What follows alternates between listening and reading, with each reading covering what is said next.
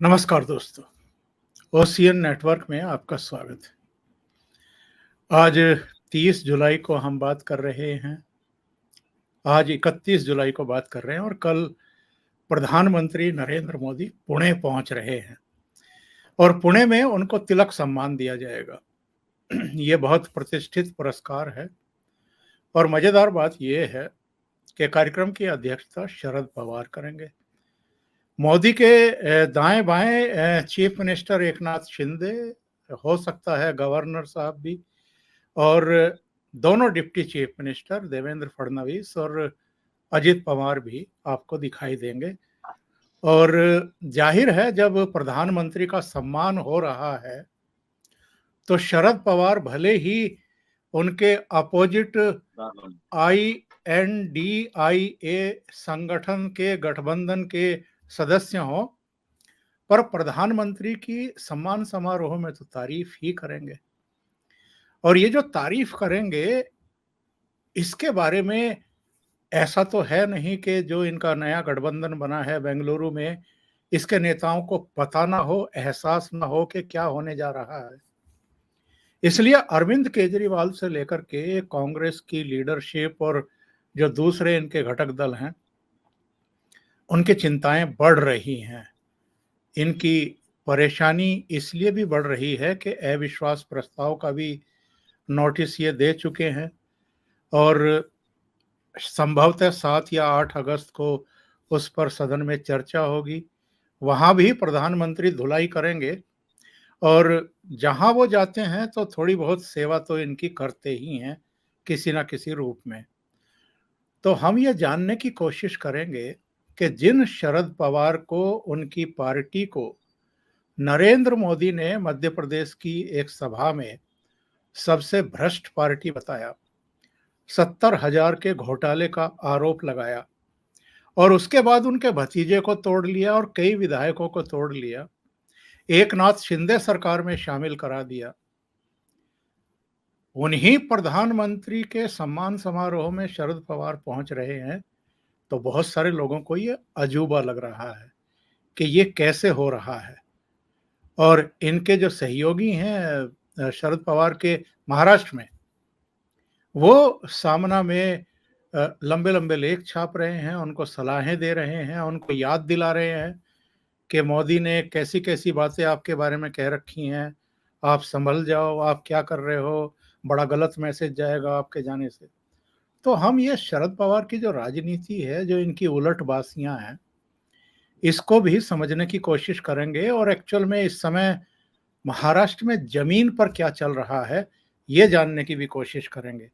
और मेरे साथ महाराष्ट्र से बहुत ही सुलझे हुए वरिष्ठ पत्रकार सुशील कुलकर्णी जुड़ रहे हैं। उनको जोड़ करके चर्चा को आगे बढ़ाते हैं। सुशील जी, नमस्कार, बहुत स्वागत है आपका। चल क्या रहा है महाराष्ट्र में और ये शरद पवार का, आप इसको दांव कहेंगे या उनके राजनीति करने का यही तौर तरीका है, या ये कहें कि ये जो नया-नया INDIA बना है, इनका खेल बिगाड़ दिया है शरद पवार ने एक तरीके से? मैं अगर एक बात शरद पवार के बारे में कहूँ तो शरद पवार जी की राजनीति ही इस तरह की रह चुकी है।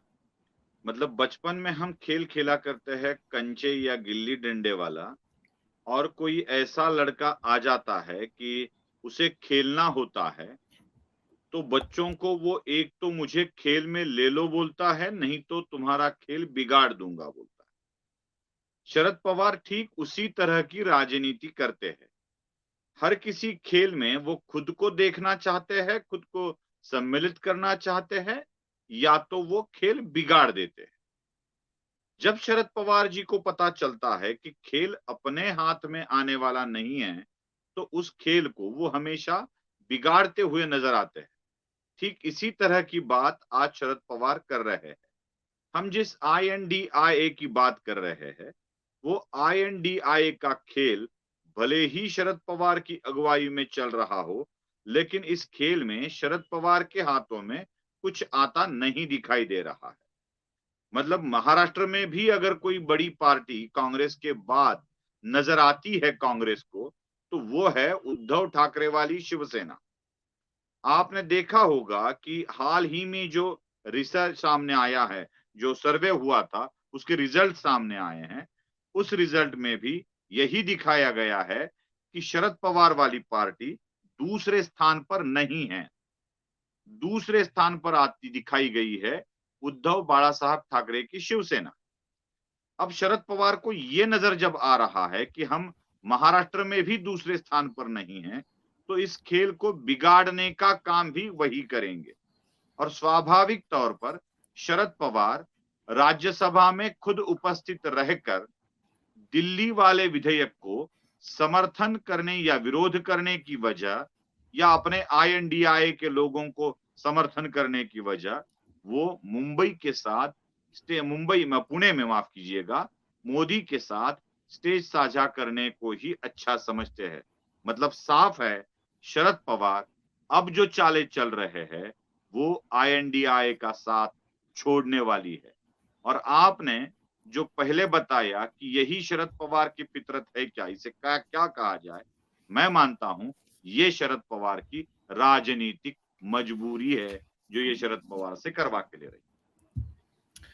सुशील जी, ये भी समझाइए जरा हमारे दर्शकों को, अभी जो एक इंटरव्यू लिया है संजय राउत ने अपने ही नेता का, उसमें उद्धव ठाकरे ने ये कहा है कि मैं तो टिट फॉर टैट की राजनीति करने वाला हूं।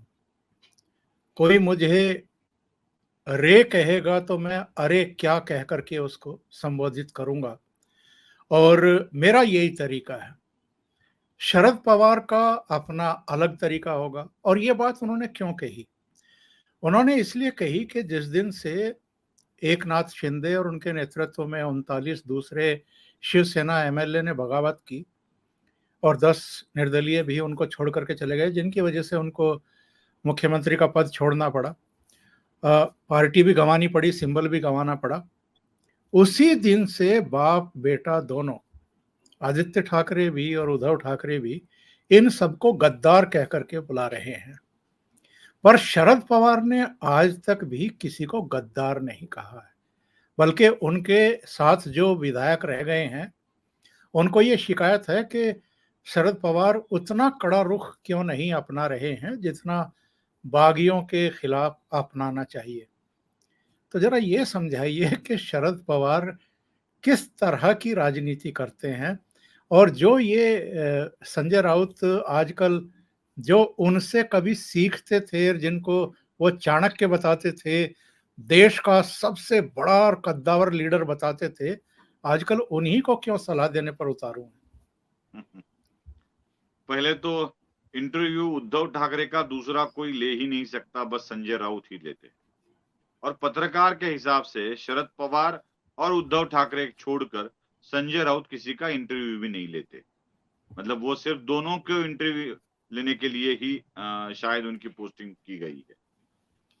दूसरी बात, उद्धव ठाकरे ने दो बार शरद पवार को ये बीच किया है। एक तो मैं ऐसे ही करता हूं, पवार करे ना करे, ये कह दिया था।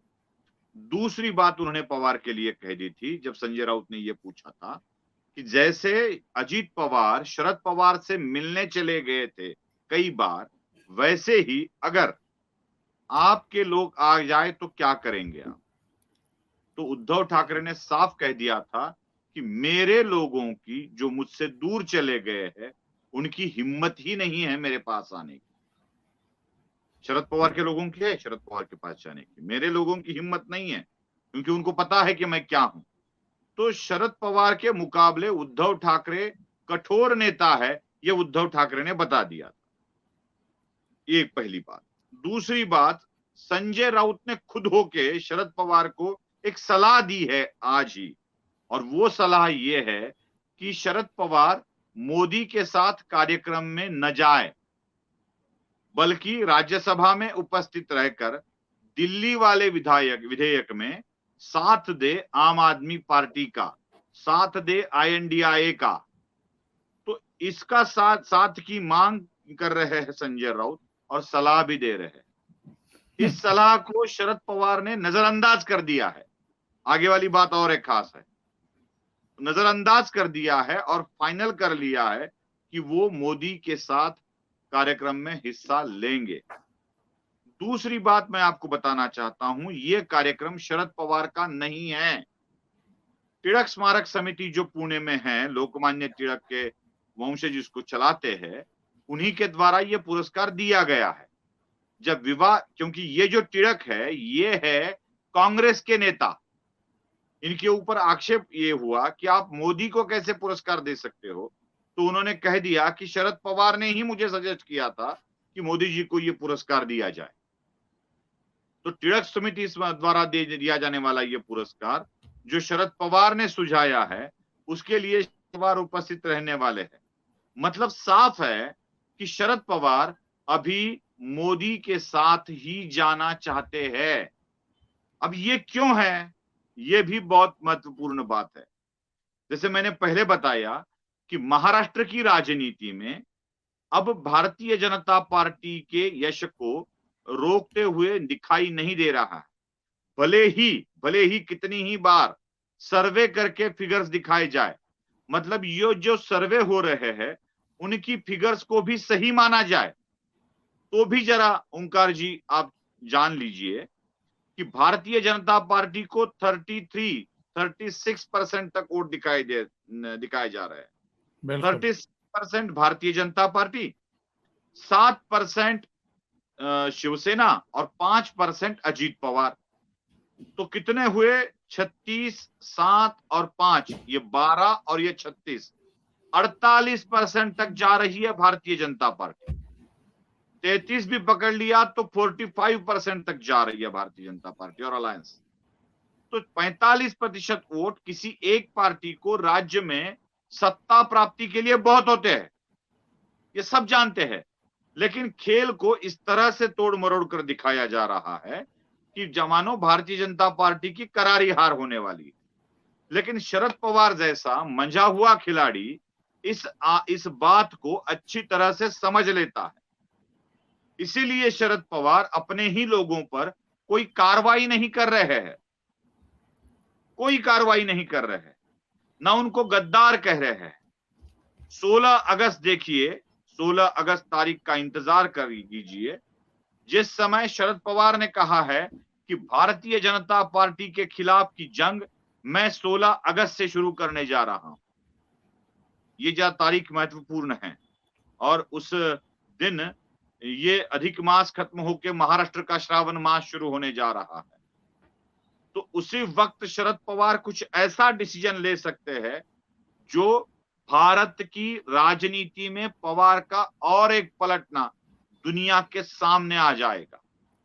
ये इसलिए सुझाव दिए जा रहे हैं कि सब लोग जान रहे हैं कि शरद पवार अब कुछ अलग चाल खेल सकते हैं, और शरद पवार भी ये जान रहे हैं कि महाराष्ट्र की राजनीति शरद पवार के बिना भी विपक्ष की चल सकती है।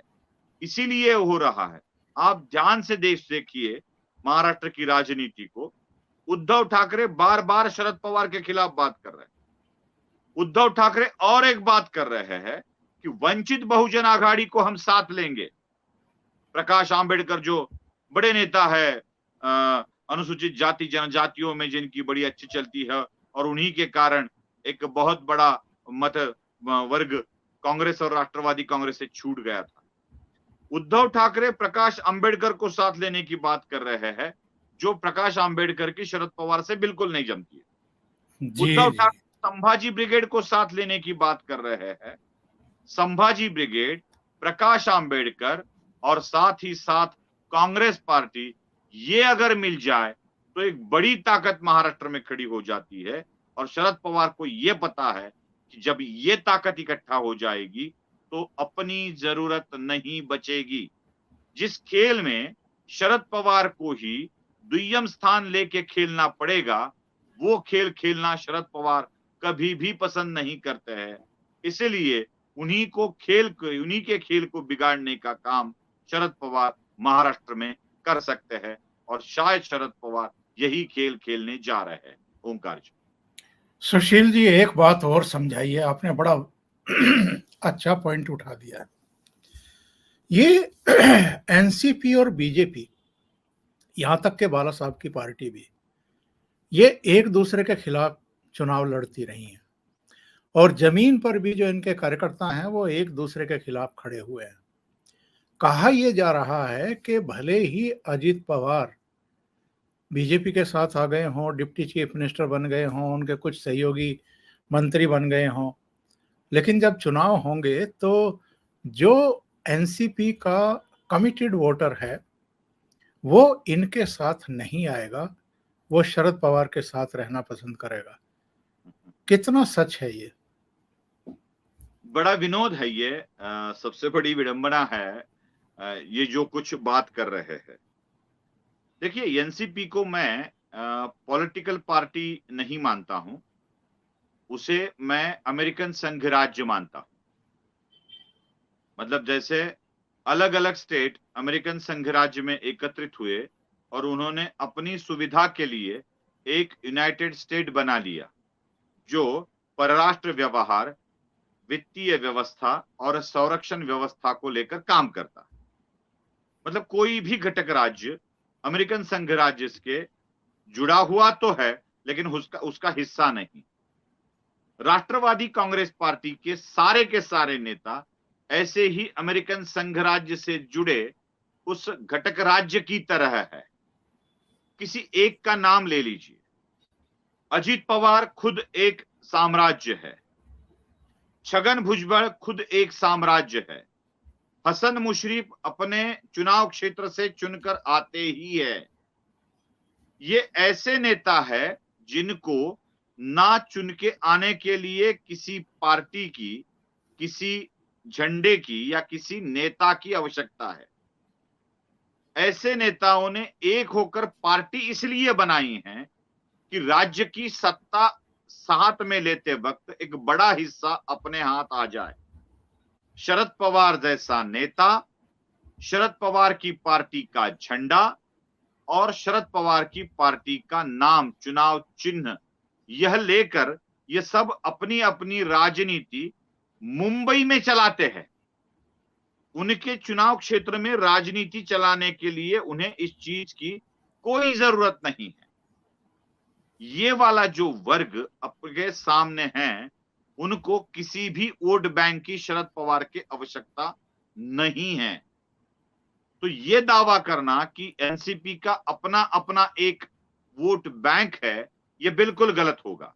हाँ, एक बात है, पिछड़े वर्ग से कुछ लोग एनसीपी के साथ है क्योंकि शरद पवार शाहू, फुले, आंबेडकर यह नाम निकाल कर चलते हैं।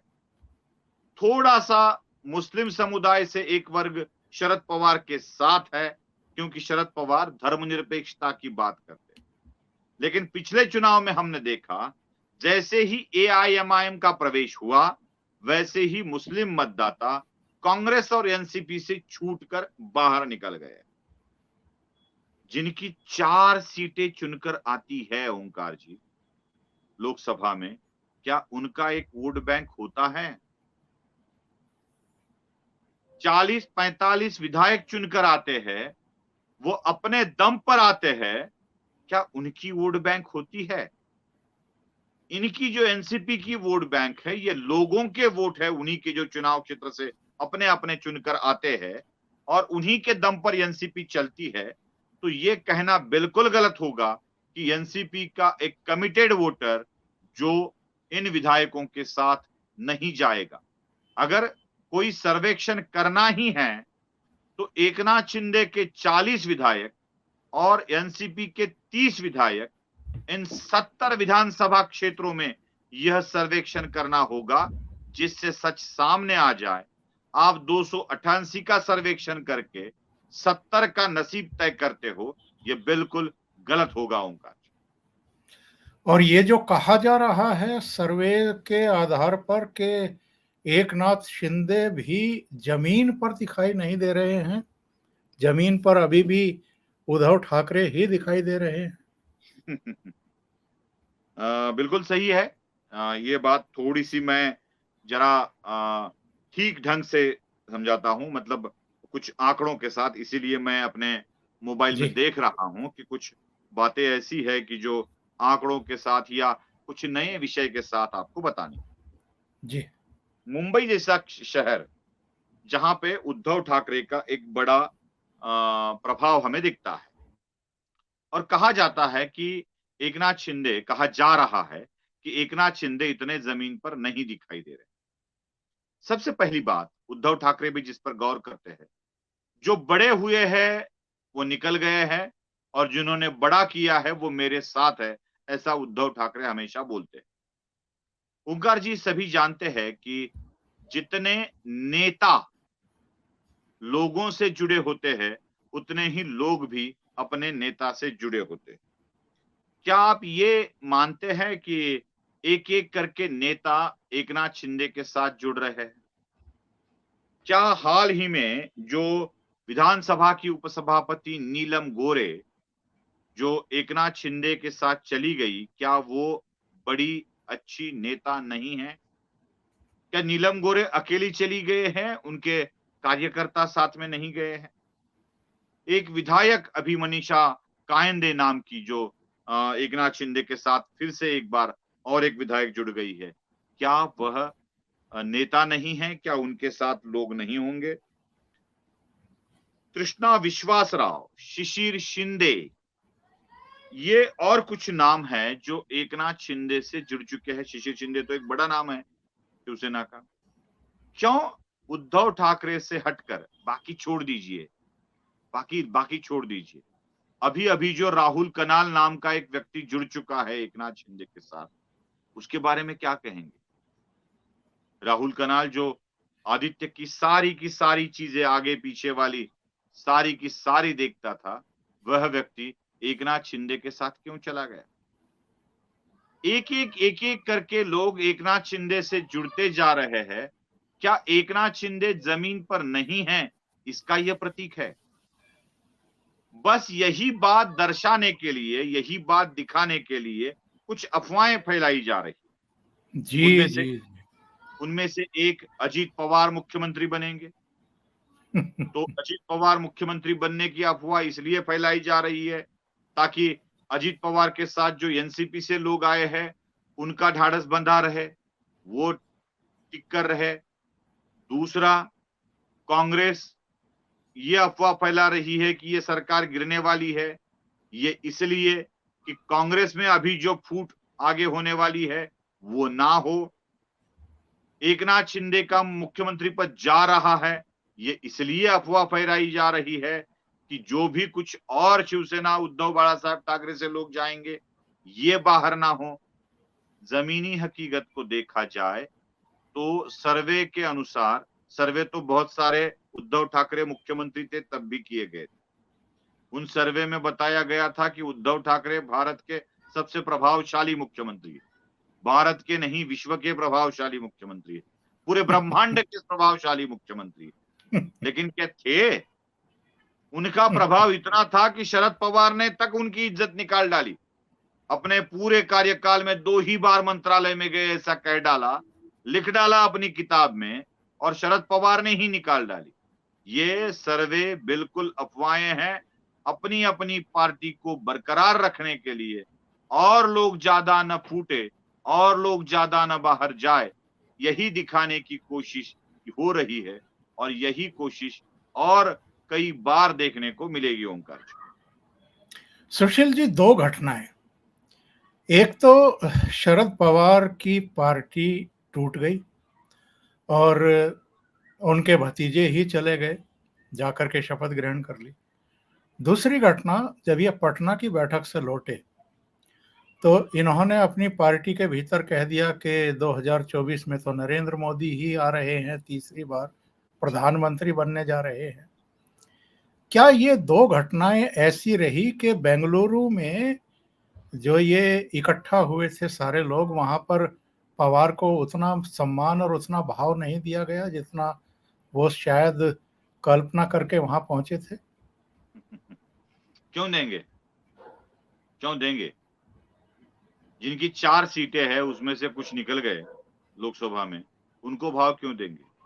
जिनकी पार्टी जो संभाल न सके, अच्छा हुआ आपने ही कह दिया पवार की पार्टी टूटी।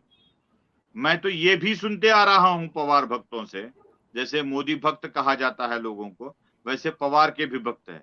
ये भी सुनता आ रहा हूं कि पवार ने ही पार्टी तोड़ी है।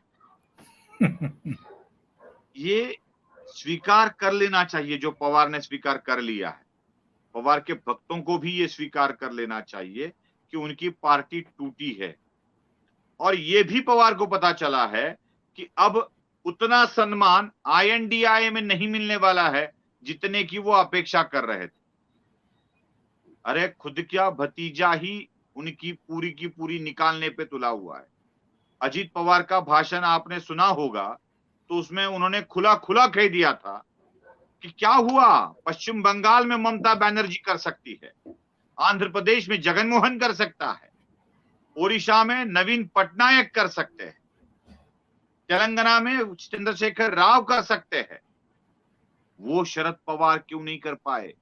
यह सवाल जो पहले हम पूछा करते थे, वही सवाल अजीत पवार जब पूछ रहे हैं, जब उनके घर से ही उनकी बेइज्जती हो रही है, तो ये वाले क्यों इनको भाव देंगे? और यही असल बात है।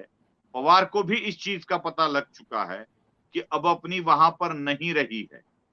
तो अच्छाई इसी में है कि जितना तोड़ा है रिलेशन को, जितना उन्होंने नुकसान किया है, उसको भरपाई कर ले। 19 hours. तो सीधा सीधा उनके साथ जाना पड़ेगा। यही बात शरद पवार की समझ में आ गई है और वही बात करके शरद पवार अभी मोदी के साथ कार्यक्रम में हिस्सा लेने के लिए रुक गए हैं। कम से कम एक कड़ी तो बरकरार रहे कुछ जोड़ने के लिए। सुशील जी, आखिर में ये जानना चाहूंगा, जैसा आपने कहा है कि शरद पवार पुणे जा रहे हैं और मोदी के सम्मान समारोह में शामिल होंगे।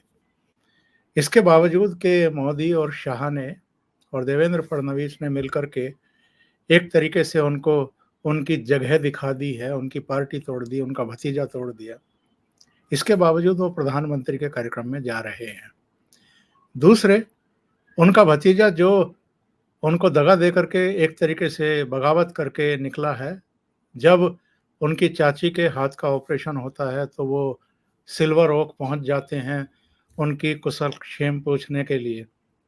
चाचा भी वहाँ होते हैं, बहन भी होती है, और एक बार नहीं, 2 बार 3 बार वो शरद पवार से जाकर के मिलते हैं, उनके पैर छूते हैं, उनसे माफ़ी मांगते हैं, कहते हैं कि भाई आप पार्टी को एकजुट रखने में मदद करिए, यानी आप भी हमारे साथ बने रहिए, ये 2 पार्टियों को विभक्त मत करिए। मतलब ये एक तरीके का राजनीतिक मतभेद होते हुए भी शिष्टाचार दिखाई देता है। चाहे जितने भी राजनीतिक मतभेद हैं, चाहे एक दूसरे से दगा ही कर रहे हैं, नुकसान ही पहुंचा रहे हैं, और कम से कम शिष्टाचार दिखा रहे हैं। यह शिष्टाचार उद्धव ठाकरे को और राहुल गांधी जैसों को सीखने की जरूरत है शरद पवार के परिवार से। उद्धव ठाकरे को तो बहुत सारी चीजें सीखने की अभी जरूरत है। न जाने आप भाऊ तौर से कर जैसे वरिष्ठ पत्रकार भी शिष्टाचार सिखाने की कोशिश कितने वर्षों से करते आए हैं, उद्धव ठाकरे नहीं सीख पाए। और एक बात और जोड़ दूं मैं, 2 जुलाई हाँ। को जब अजीत पवार और उनके साथियों ने शपथ ग्रहण की और उसके बाद शरद पवार ने प्रेस कॉन्फ्रेंस की, तो लोगों ने चुभने वाले सवाल पूछे और ये पूछा कि अब आप क्या करेंगे? तो शरद पवार हंस रहे थे। वो कह रहे थे कि अभी तो मुझे भी पता नहीं कि मेरे साथ कितने एमएलए बचे हुए हैं। तो मतलब ये विपरीत से विपरीत परिस्थितियों में सामान्य दिखने की जो क्वालिटी है, क्या ये भी सीखने की जरूरत है इनको? जी, जिन लोगों को हमने खुद बड़ा किया है, खुद संभाला है, या जिन लोगों ने हमें बड़ा किया है, ये बात एक सोचिए। मुझे शरद पवार की एक बात तो बड़ी अच्छी लगती है कि शरद पवार जो बड़े हुए हैं, लोगों के कारण बड़े हुए हैं, यह वह स्वीकार करते हैं। उद्धव ठाकरे एक ऐसे व्यक्ति है जो हमेशा बोलते हैं कि मैंने उन्हें बड़ा किया है, मैंने उन्हें यह पद दिया है, मैंने उन्हें वो दिया है, मैंने उन्हें ये किया है। आप कौन होते हो किसी को बड़ा करने वाले? लोगों के कारण हम हैं, यह जब तक उद्धव ठाकरे नहीं समझेंगे तब तक ये सामान्य शिष्टाचार भी उद्धव ठाकरे नहीं कर पाएंगे। और शायद वह आदर्श राहुल गांधी का ही ले रहे हैं, इसीलिए वह शिष्टाचार समझ नहीं पा रहे हैं। और एक बात, ये शिष्टाचार में भी एक राजनीति है ओंकार जी। बिल्कुल सही है। ये राजनीति इस तरह की है कि भले ही हम राजनीतिक तौर पे शरद पवार से अलग राय रखते हो, लेकिन एक ज्येष्ठ नेता की हैसियत से उनको सम्मान देते हैं, यह दिखाना और शरद पवार के पल्ले सहानुभूति न जाए इसके लिए प्रयत्न करना, यही चीज अजीत पवार ने बहुत अच्छी तरह से की है, बहुत अच्छी तरह से। यही बात शिंदे भी करना चाहते थे, यही बात वो बार बार प्रपोजल दे रहे थे कि आप इनका साथ छोड़ो, हम आपके साथ आने के लिए तैयार हैं।